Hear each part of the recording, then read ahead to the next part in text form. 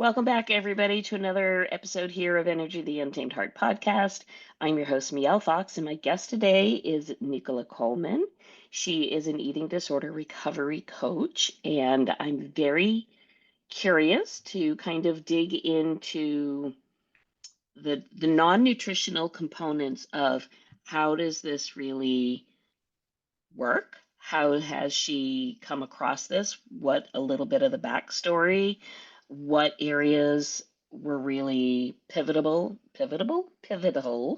in the shift to be able to show up to help others who obviously are in need of as much recovery assistance as possible.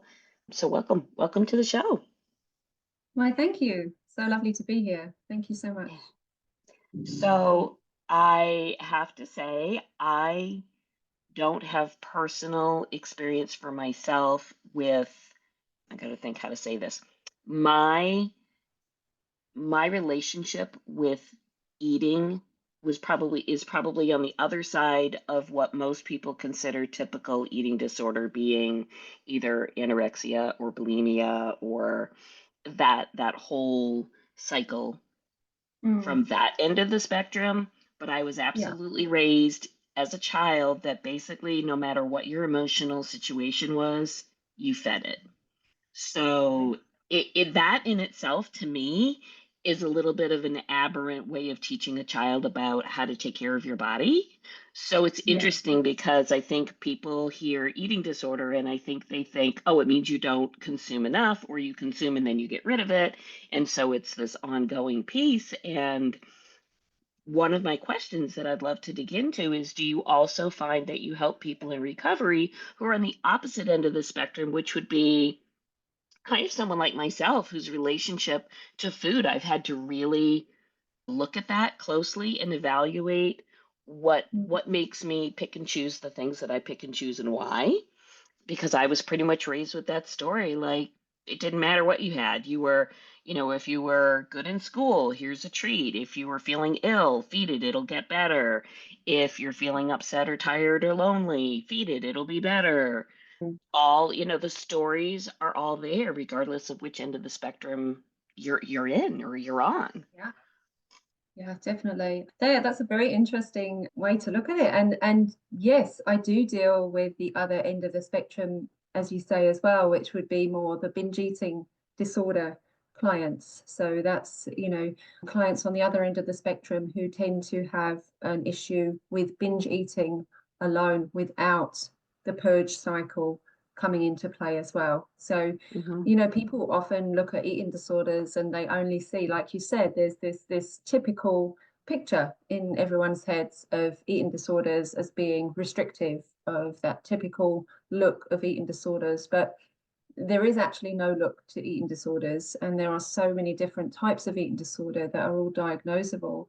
And binge eating disorder has a place just like any other eating disorder. It's just as important, just as dangerous, and needs just as much care and healing as a restrictive form of eating disorder. So yes, I hmm do. I do have clients who have binge eating disorder, and work to support them in their journey to recovery as well. So for your clients who come to you, do you find that there is a place? I'm trying to think how I want to articulate this question.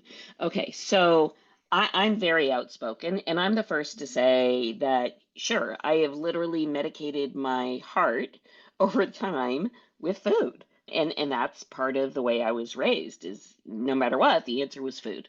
And Mm. so as an adult, of course, an older adult, I've had a lot of opportunity to work through and change that. But I'm also very willing to own it and say, oh, yeah, first one to say self-medicating here. Happy to admit that. But I also can recall, especially in a window of time where external validation is very critical to acceptance by your Mm. peers. So that early teenage years, junior high school, where, either what you look like or how you are becomes very pivotal in, are you welcomed into the cliques, the circles, the cool Mm. kids, the whatever the thing may be.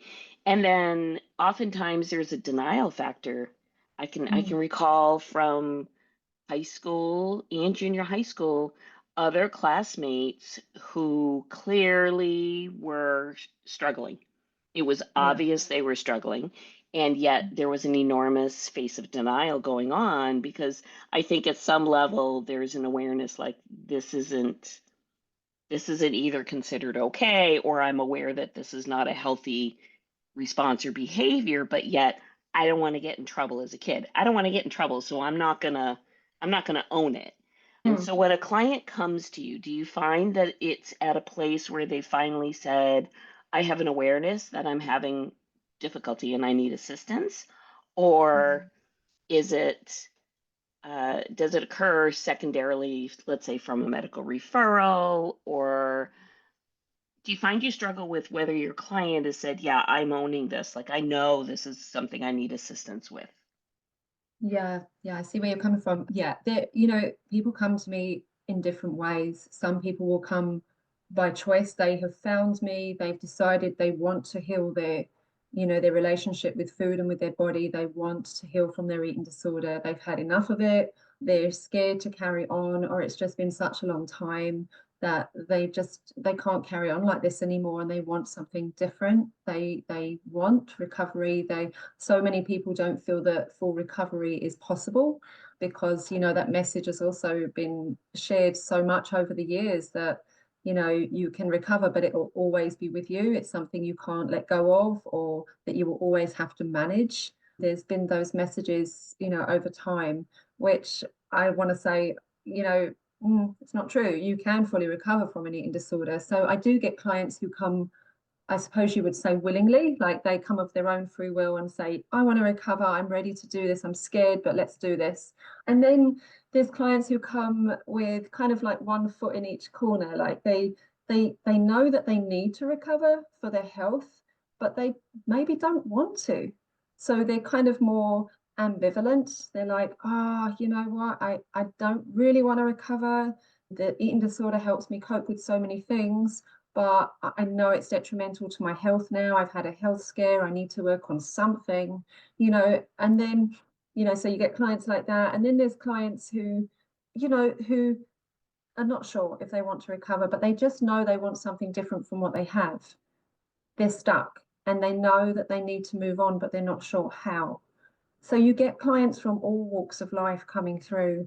Often I'll get parents reaching out for their children and say, hey, I need help with my child. I'm not sure what to do, how to do this. And the child themselves won't want to have any help from a coach, but then I coach the parent so that the parent can actually be you know, that in between the eating disorder and the child involved, and often they might have a team as well of clinicians and therapists and dietitians, but the parent needs support as well at home to know how to handle things at home with their child with the eating disorder, because that can be super difficult as well.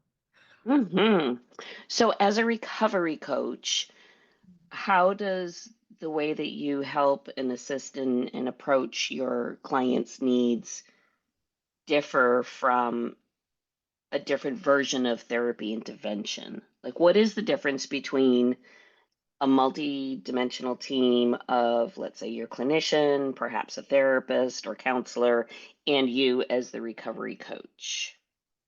That's a great question. So I love to work with teams. So I will often be part of a team, a multidisciplinary team, and that's always first prize to have medical professionals as part of the team as well.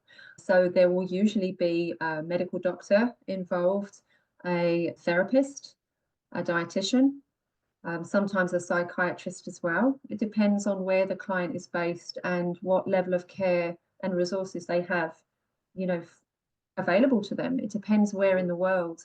Some places in the world there just aren't those kind of therapies and stuff available for people with eating disorders. They're just not out there, or there's just not enough. There just aren't the resources to go around.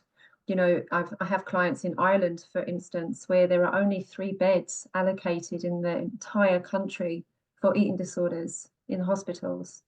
Oh my Now, goodness.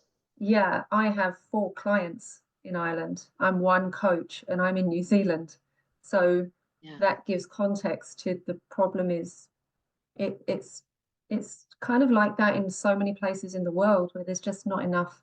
So going back to the question, because I've sidetracked, I do like to work with a multidisciplinary team, and that's always what we are, as coaches, that's what we are supposed to do. We don't tend to work on our own. We're not medical professionals. We're there to support the goals of the dietitian, the goals of the therapist, the goals of the team in general, and then we create goals with the client as well. And these goals will be goals around behaviors like eating disorder behaviors and how they are tripping the client up, how they are depending on those behaviors.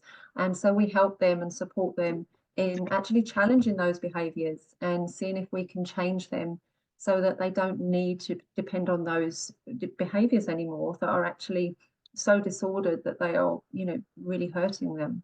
So yeah, usually we'll work with a team. In some cases, there are some cases where I can't work with a team because there are no teams available. And then I will work with the client, but they need to always have a medical professional in the background, whether that be a general practitioner, just someone medical, so that I have access to someone in the medical field for safety for them as Hmm. well. Mm. For sure. Yeah. The other thing that I was thinking about is when I think about, again, I can only tell you from my experience when I was a student with fellow students at a certain age, or even I've seen it in older individuals who've had some kind of a shift or life change that has pushed them to change their connection and relationship to their body, whether that's dysmorphia, how they perceive their body, or again, in this judgment problem of how am I perceived, how am I accepted, how am I not accepted, am I enough? All of the stories and the patterning that honestly we all learn from childhood up, and for some, I think it grabs tightly. Mm. And I'm curious, do you find that if you, and I certainly don't expect you to sort of make one big blank statement, but do you find when you see the types of individuals that you help, if the food disorder involved is about either their belief system, the stories Mm. they've been raised and brought up to and told, Mm. or is it more about this is the thing I can control in my life, what I do or don't do, and that's the road that I'm choosing, and then Mm. it's the unraveling of why do we feel this is the space, or why do we need this control, and then behind that there are other things Mm. that Mm. lead to that. Do you follow what I'm asking? I do. It's such a layered it it's such a layered question, but Mm, there's a good reason for the layered question because eating disorders come in layers. There's so many layers. So I'm thinking that the question you're asking is, you know, where where does it come from? For some clients, is it from like is there a genetic component? Is it an environmental thing? Does it come in as a coping mechanism? Where does it originate from for some clients? You know, and for others is it different? And I think that the thing with eating disorders is there's what we call the perfect storm with an eating disorder. So you'll usually have a set of traits. We all have traits. We're born with traits. They're natural to us. It's how we're made. And so you'll get someone who tends to be more perfectionistic or of a more obsessive nature, or someone who is more driven, or just that kind of personality. And so that kind of can almost pave the way already with those perfectionistic traits. And I'm just giving one example. That's just one example of mhm, one trait that can, almost assist with the eating disorder coming into play. And then there's actually always a genetic thread. There have been studies done over the years, and there is a genetic thread with eating mm, disorders where somewhere down the line, there would have been someone in the family at some point that either had an eating disorder or incredibly disordered eating that may never have been diagnosed, but it's there. So if there's that can be recognized by some people, by others, they may say, oh, there's no one in my family, but it may have been way back and they may just not mm, know that it's there. But studies have been done and that has been seen as being something that is a definite part of eating disorders. And then there's also the environmental part. Like you were mentioning earlier, the peer pressure, the way the environment is. I mean, I'd like to say today, but even when I was younger, when I had my eating disorder, then there was no social media, but then it was magazines and supermodels and living up to those expectations of how we're all supposed to be and the things we're supposed to do and how we're supposed to look, act, dress, all of those, it all kind of plays in usually, and not usually a vulnerable age. I think we're vulnerable at all ages, but there are certain ages where you're more vulnerable, and that can be where certain behaviors can start coming in. Like, oh, I need to try and look more like that, or I need to do this, or I will feel more confident if I look like that, eat like that, feel like that. And to feel like that, I need to do this, this, and this. And it starts to build up, and it kind Yeah. of becomes a layer of rules that come in as a coping mechanism to kind of help when you don't feel that confidence naturally or that you are worthy enough. There's also a layer of trauma. So many clients come with such a trauma background. They've had a background of trauma in their lives that their eating disorder has come in to help them cope with what's happened there when they haven't wanted or haven't been able to, should I say, cope and deal with their trauma. So the eating disorder comes in to help cope and almost numb those feelings out. They're too difficult to feel. They don't want to feel those. So the eating disorder comes in as a way to feel control, to try and feel more in control of what's going on around you when everything else around you is out of control. It's the one thing you can feel that you can control, because Mhm. nobody else can control that. Nobody else can control what you're going to put in or take Right. out. Yeah. So it's so layered and it's so So individual. very, so Yeah, complex. it Yes. is. Yeah, so Yeah. that's why I appreciate you saying it's not a blanket statement, because it's definitely Yeah. not. But we often say, just to sum it up, genetics load the gun and the environment pulls the trigger. So with an eating Yeah. disorder, there's so many things that can come in. And also from the way you're brought up, like you were saying earlier, the Yeah. messages you get as a child that Yes. end up Yeah. stuck So, in your head. it's interesting. I mean, I'm in my 60s now, but I can remember this so clearly. And there were certain things that we were taught and told as children that, I mean, in a way, it's almost a miracle that I don't have more nutritional issues than I do, because I can recall my parents were survivors of war. They're long gone Yeah. now, but World War II, and Mm, they were both born during a time where there was a lot of lack, a lot of scarcity. mm, So the need to uh, not waste was yeah. very high. The need Mm, to uh, be very aware and careful of what you had was very high. And I think after they came to this country and had family, those beliefs that they had for survival through before war and through war were then passed along to the kids after yeah. war. And I can remember we called it the clean plate club. Basically Mm, in our household, it was whatever was put on your plate, you were expected to finish, whether you liked it, didn't like it, were hungry, weren't hungry. I mean, that was the expectation. And it wasn't because, oh, I made such a delicious dinner, eat it. It was, and I'm sure you've heard it, there are people starving and then fill in the yeah. blank, whatever country gets filled in that night, and it's a privilege, it's a luxury and a privilege that others don't have. So therefore, you need to do blah, blah, blah. And Yeah. so we called it clean plate when we were kids. But basically, I can tell you personally stories of having to sit at the dinner table for a very, very, very long time Yeah. because you weren't allowed to leave until you were done. And unfortunately, that Yeah. snowballs, right? So you either go Yeah. one way or the other. You now feel like I got to finish everything, which tends to force you down the road of the overeater. Or you Mm, go the other way once you finally realize, like, wow, nobody's telling me I have to do this. So now I have control over what I do and don't do. So maybe I'll go the other way. So it's very yeah. interesting for you to say that there's absolutely this genetic component, because I hadn't really, I mean, it makes sense now that you say it. I'm like, oh, well, that makes sense.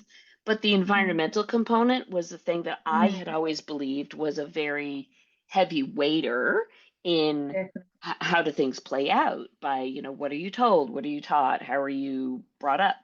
Because obviously, Mm. for the first X number of years of your life, you're not making your own meals, you're not fixing your own plate, you're not doing any That's of right. those things. Yeah. And Yeah. so it's very interesting to hear that there is definitely a previous genetic component. I mean, Mm. that suddenly it's like the light bulb. I'm like, oh, this now Mm. makes sense to me. Yeah, Yeah, definitely. yeah, Yeah. And when you talk about genetics as well, I mean, genetics, yeah, also that can play, that can be part of the messaging you get, as we say. So when we talk genetics, it's also, the way your family speak to you around food, the way they acted around food, and you saw, that what your learned behaviors that you didn't have control over because they were taught to you and they seemed mm, like that was the way everyone does it. And it's only when you get to being an adult when you go, why aren't they doing that? Why aren't they doing what I'm doing? And why do I do this? And then you start to put the pieces together and it's, oh wow, okay, maybe this isn't quite a regular thing to do with my food after all. And it's when you look back, it's something you've been taught and something you've watched your parents or parent or someone do in your background because they also have disordered eating patterns. So yeah.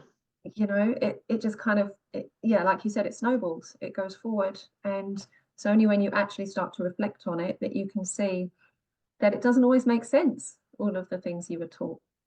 And it's very interesting that when you're at a place in your life, like, you don't realize that it doesn't make sense because it's all you know. So therefore, you don't know what you don't know until you do. And so you Totally. think like, oh, I guess this is the way the world goes. Like, this is the thing. And then when you have the reality, like, oh, it doesn't really work this way, it's a little bit of Mm. a shocker. I mean, I will say Yeah. honestly, it's a little bit of a shocker. And as much as, you see all of the advertising, whether it's in magazines or television or on radio about, what's a good way to consume your food? What's a balanced meal? It's very Mm. interesting that when you don't walk the talk, when you don't do what's considered the healthy way of going, it's very interesting how you fill in the blanks with what you do know. I'll give you like this is kind of funny. It's a funny, weird example.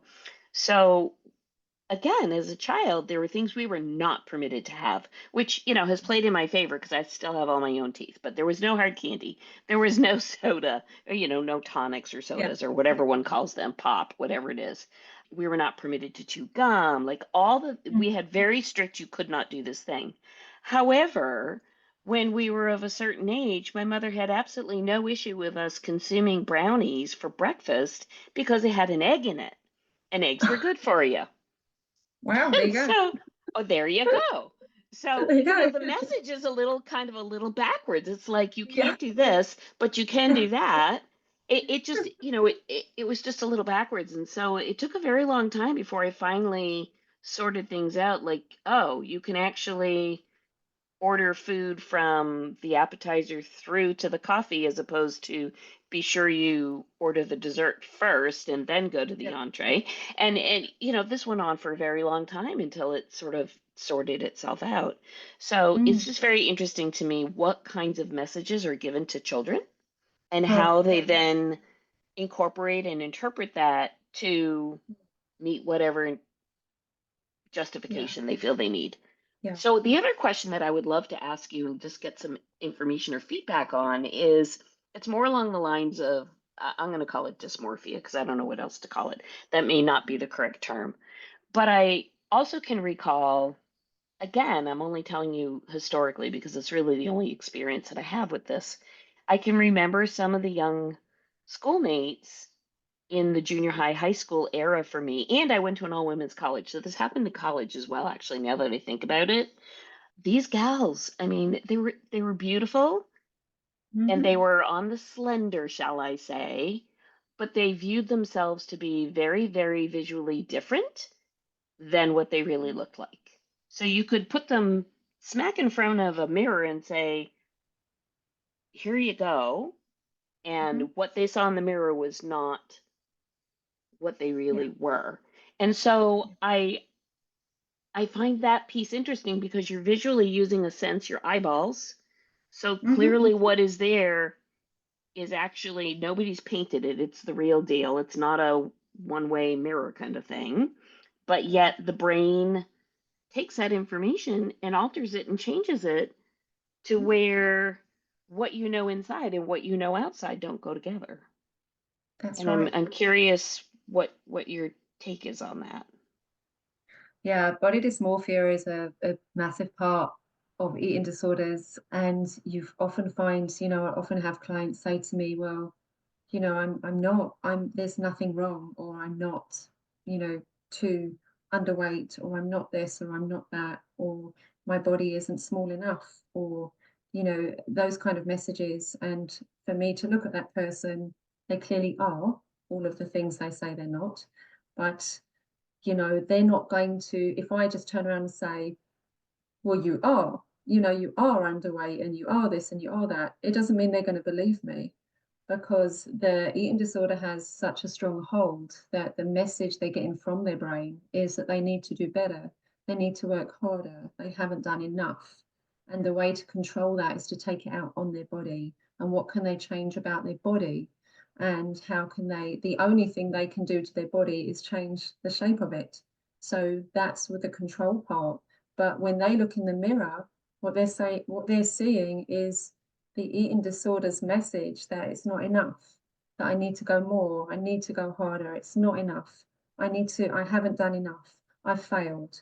All of those messages are going on all the time in someone with an eating disorder's head. And that's the bit people don't see. It's not just the outside, it's the inside. And one of the things about eating disorders is they don't have a size, they don't have a shape. Not everyone with an eating disorder is underweight at all. In fact, it's a very small percentage of people that are clinically underweight who are incredibly unwell with eating disorders. It's a mental disorder with physical symptoms, not the other way around. It's a Hmm. diagnosable mental disorder. So it doesn't have a look. Yeah. So it Mm. is very interesting, and I'll share this with you and the listeners. So my regular day job is in oral health care, and I've done that for 35 years. And I've done it long enough, and I've seen enough humans in my career that I can take a look in your mouth and I can literally tell you what your past history has been, what your current situation is, what you Yeah. consume, what you don't consume, in what way do you consume what you consume, whether or not you have been exhibiting behaviors consistent with purging or otherwise. And it's very interesting because I, with all due respect to a patient, they typically don't write on their medical intake form, oh, by the way, I have an eating disorder.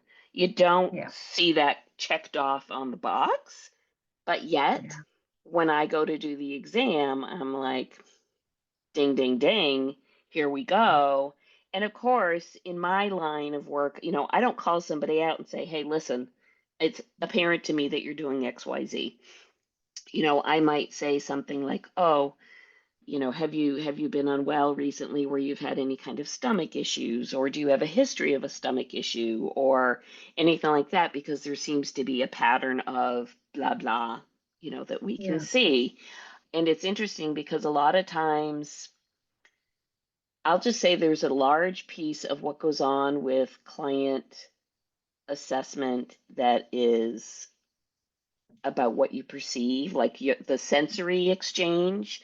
You can Yes. tell almost instantaneously when somebody's telling you or not telling you, either by what they Yeah. do or don't say, or how they breathe, or how they hold their body, Mm. or I mean, it's just so obvious to me after decades of doing this. And I find that sometimes I'm caught in the gray zone because where I live, we're mandated reporters for potential abuse, Right. which is not the same as, are you a mandated reporter for somebody perhaps is doing self-harm Mm. via this particular way? And who do I report that to? Like, who do I talk to about this?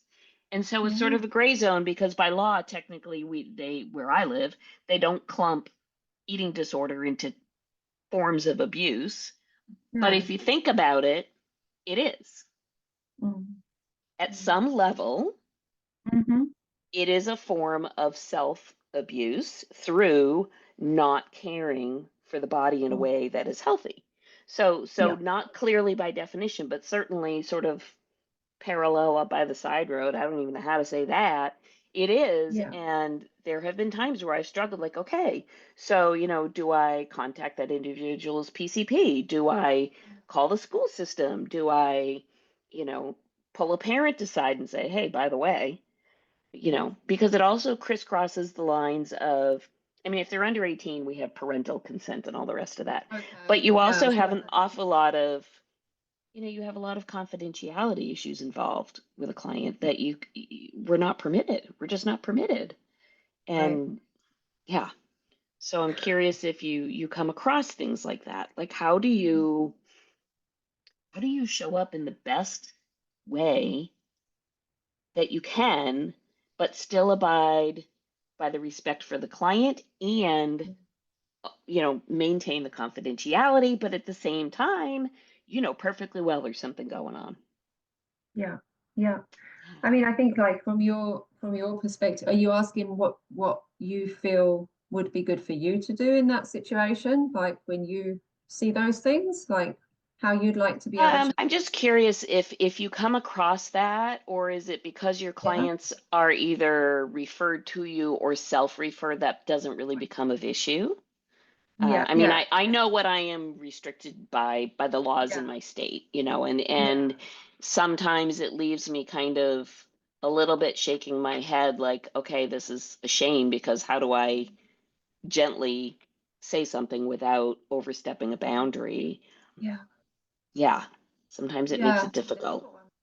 Yeah, yeah. Yeah, I mean, for me, clients, yeah, they're usually either referred, so they know they're coming to see me, work with me, whatever, or a parent will come to me first and then they'll introduce a child or usually young adult more, or they will come of their own choice. People will come and meet me of their own choice, and we will discuss how we're going to work and all of that stuff, all of those things. And often what happens is the discomfort comes in when we start actually talking about, so what are your eating disorder rules? Because everyone has a set of eating disorder rules. And when they start coming out, the level of shame starts to come out because so many of the rules have been so hidden away for so long that when they actually start to share them, there's this whole shame that starts to come out and be present as well Mhm. because they've never usually shared these with anybody before. So when they start to actually speak these out loud, the truth, it all starts to come out. And that's where you kind of get that vulnerability coming in, where they're either going to shut down or they're going to keep going. So for me, I listen more than I speak. I will Mhm. sit back and say, hey, I'd really love it if you felt you could share some of your eating disorder rules with me. I've been there, I had so many, and it would be really great if you can share some of yours with me right now so that we can start to see where we can work on your recovery journey. And 9 times out of 10, they're absolutely on board with doing it. It can be a case of they'll start and say, I don't really have any, or I don't really have any behaviors, or I don't really. And then I'll just gently prompt and say, well, walk me through your day. How does your day start? And then the rules come out because usually they'll start with, well, I have to do this by this time. And it goes on and on and on. And then the rules start coming out. So it's all about, for me, in my position, it's all about gently prompting, but keeping them always feeling a level of safety and that there's no judgment. So we work on a kind of like, truth without judgment kind of basis. Like Mhm. I always tell you the truth because the eating disorder doesn't do that. So I will be your voice of truth. I will never be dishonest with you or hide anything from you as your coach, and I'll support you and I will never judge you because I've probably been where you are or done what you've done or something very similar at some time or another. So Yeah. once they know that, once they know that they're in a safe environment where they don't feel judged because they feel like someone is actually hearing them, or someone can validate how they're feeling without feeling shame, Mhm. it starts to open everything up. So I feel it's about creating that environment where they can just feel so supported and held where they probably haven't before. Mhm. So in your Yeah. position, it must be super difficult. Like you say, you're seeing these things and you can't really do much about it. So hard. Yeah. I mean, sometimes it's much harder than I ever thought it would be. And sometimes because there are other things. So, there are other things that do go on nowadays that didn't quite exist back in the day. But for example, now there are people who have so much gastrointestinal issues that they actually reflux so much acid that it can actually look like something that it isn't. So, there's now this overlay here, which didn't really exist years and years ago. And I think it's because our availability for some pretty nasty nutrition products are out there. All of these various beverages that are just the worst mix of about everything you could put into a beverage. But anyhow, Mm. and the kids love it because it's highly addictive. It's Hmm. the most addictive components in a beverage one could have. It's got caffeine and sugar and you name it. And, Yeah. it just starts the snowball of badness right off the Mm. bat. So there's certainly that's changed a little bit. But the other thing that it makes me aware of is it's sort of like how could we moving forward be more proactive for this population versus reactive? Because as much as I think what you do with the teams and what you offer to the clients is critical, because who doesn't want to feel good? Ultimately at the end of the day, who doesn't want to feel good? So it's critical, but it's also a little bit of, oh, now we're at the after part, where now that this has gone Mm. on so long, or somebody's become so ill, or they've reached this critical mass where I can't take it anymore, or whatever that impetus is to get connected with you for the recovery coaching. The other side to that coin that I think about when sometimes I see clients come through our door is, gosh, what might be available to help this, whether it's usually the younger kids I see, but what could we do? At what level? Is it at the school level? Is it in the sports team level? Is it at the, I don't know, the cafeteria level? Like I don't know where it is because I don't have school age children, but it makes me question, like, how can we as a society kick it up a notch and provide some kind of, I don't want to say preventative, but some kind of an educational or supportive resource that would help perhaps to kind of mitigate the likelihood that the next generation's going to experience. Mm. Because again, you Yeah. say there is this genetic component. So obviously if there's a component, when all the factors align just in the right wrong way, then the Mm. thing shows up. But do Yeah. you find or do you see where you are? Because I realize you're in New Zealand, and I Yeah. realize the system's very different from country to country. But do you feel like, gee, if we could create XYZ program or Mm. intervention or support services at a particular level, that might help with the volume Yes. of people who need your care? Oh, 100%. I mean, for me right now, I've got a couple of projects going where I've had so many clients say to me, the reason I've been sick for this long is because of X, Y, and Z, or I didn't get this happen, or this was missing. So I've kind of gathered all of that up. And for me, when I look at all of that and I look at my daughter's journey when she had her eating disorder and how that was here in New Zealand. So I kind of know the things that are missing and the things that need to be put in. But for me, when we look at the big picture, it's all about education.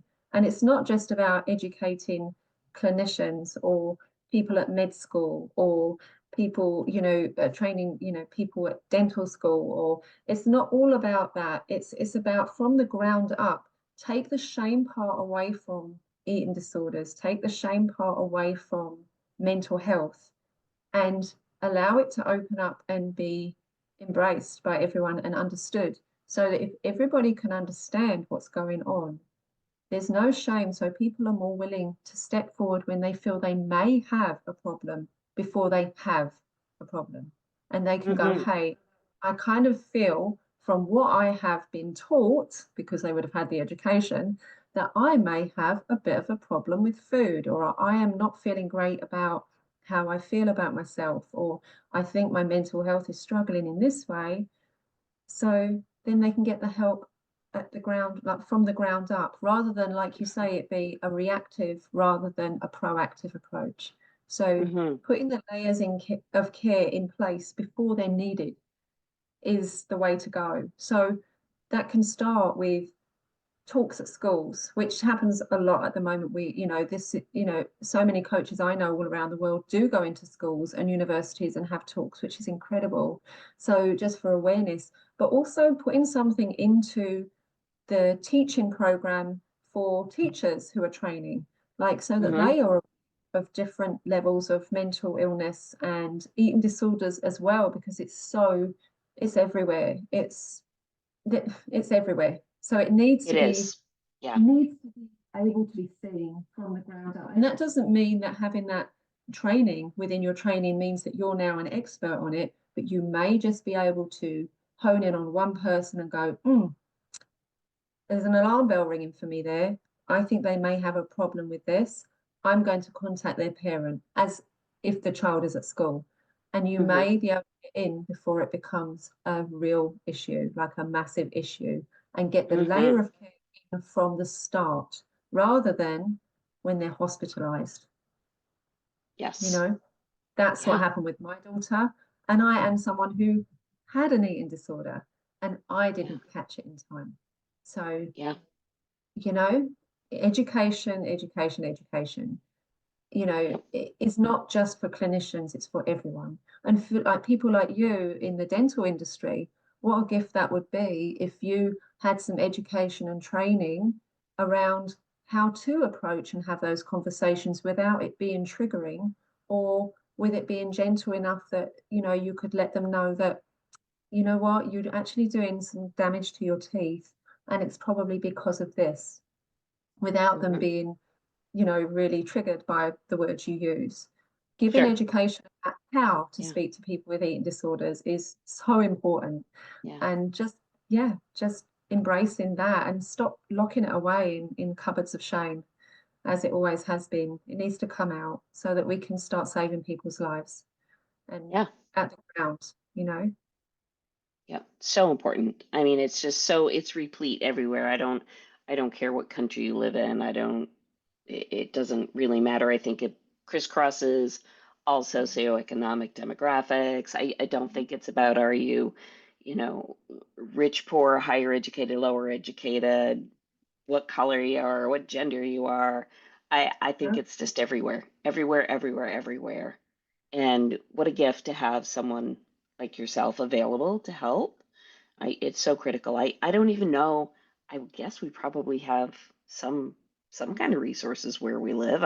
I don't know. I mean, I guess that would be my other question. Does one just sort of Google like how do I find, an eating disorder recovery coach, that kind of thing? Yep, you will find Um, them. There are yeah. so many in the US. There are so many. We're trained by Carolyn Costin, who is based in California.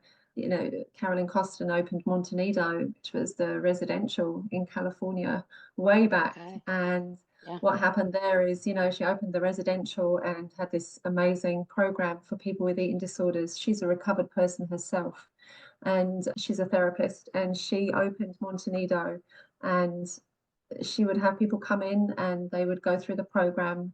But what was missing was when they went home, what then? So they learned all the things and they did the most beautiful program at Montenido and did all of the things and the healing, and they had the therapy and everything. But then they'd go home and it's like, well, what now? You transition home, then some people go home to nobody. Some people live alone or have families that don't understand or can't support them. So Yep. then often, you get a case of they go home after doing all this amazing work and they can't kind of keep it up Mhm. because there's no one to support them at home. And that's why she decided to create the Carolyn Costin Institute and create the coaching work. So she set up the program to, you know, take people, usually people who have had lived experience with eating disorders, Mhm. and train them to be, certified in coaching so that we can fill that gap. So that kind of It's transition brilliant. between, yeah, Yeah. between Yeah. having that residential or inpatient or whatever kind of therapy and treatment to home, because there's a Yeah. big gap. And Mhm. it's just so important because it's that work where you're in the trenches, where the behaviors are still hanging around and they're coming up and you don't have anyone to help you with them, that you can get Mhm. on and text your coach in the middle of the night or in the middle of the day or whenever, or a coach can jump on a call and have a meal with you when Mhm. you're not feeling you can do it on your own, or go grocery shopping with you, or clothes shopping with you when you're going through those changes that you need to go through. Yeah. There's a coach fills that role. It's the stuff that the therapist doesn't have time for Yeah. because they're so busy. We fill that role and then we help them to work through the behaviors in the moment as well. And they might call, like they might text us and say, hey, I'm just feeling the urge to use this behavior. And if they text us in the moment, we can help them to maybe surf the urge and go, okay, I'm here with you. What can we do instead? How can we work through this feeling? How are you feeling? And rather than trying to numb out the feeling because it's too hard, we actually get them to face up to the feeling and work through it with them, because it's all about facing your feelings and actually sitting with them and understanding that it's okay to do that. It's safe to do that. You don't need to get rid Yeah. of them. So Yeah. that's all part of, what we do as coaches. And yeah, that's kind of, you will definitely find eating disorder coaches in America because that's where it all started. There are so Yeah. many and they are incredible. We're all trained in exactly the same way. We're certified in the same way.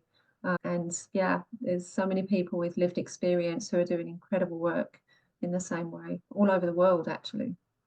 It's brilliant. So tell us if people, whether they're in New Zealand or not, because obviously now that we have the advent of social media, you can Yeah. do things from distance, which obviously you do. So how Yeah. can folks find more of you, more of services, more information, more support? Okay, so they can basically, like you said, they can Google eating disorder recovery coaching, and you will come up with so many websites of eating disorder recovery coaches who are certified. You can actually also look up the Carolyn Costin Institute, and you will then find the directory of all the eating disorder coaches in the world. I think there are currently, I'll stand corrected, I think there's 177 of us now. So there's a few Yeah. around, and yeah, so that's where you will be able to find us. We're everywhere. We're all over social media as well, using it in a way of helping and supporting people, and yeah, Facebook everywhere. So we're around. We're everywhere. Perfect. And for your website, for those folks who are closer to you, what's the best Hmm. way for them to get a hold of you? Is it still So through the my Institute or? No, they can get me directly through recoveredhope.com is my website. And I'm also on Instagram. So you can reach me at recoveredhope 2022. Yep, I'm there and I'm always very, very responsive. So you can always just, yeah, send me a message. I work internationally. I have clients all over the world now. So it's lovely to work in different time zones. Tricky, but lovely. A little tricky, isn't it? But it's fun. Yes. It's fun. I Yeah. find myself having breakfast at 9 o'clock at night here with a client over in the UK or in Ireland or Right. wherever, which is so much fun. So Yeah. yeah, it's lovely. Yeah. So I work in person and I work virtually, obviously virtually as well with Mhm. international clients. Yeah. So good. So good. This has been such an insightful and informative and uplifting conversation because I think the more we spread the word, the more we get it out there, the more hope we can bring to Mm. the people who maybe have been hesitant to ask or to Yeah. step out of the box. And so to know that there's a safe, supportive environment, a non judgmental environment that they can feel safe, that they can can tap into is just so critical. And Mhm. I thank you, thank you, thank you for coming forward and sharing this talk with me. It's been really terrific. Thank you so much for having me. It's been lovely. Yeah. Okay, I will put all the information in the show notes for you. And with that, my listeners, that will make another wrap here on the podcast. Please look Nicola up. And if you do struggle with what you believe to be an eating disorder of some kind, know that there are others. You're seen, you're heard, there's no shame. And to reach out for assistance to help is the first step to recovery.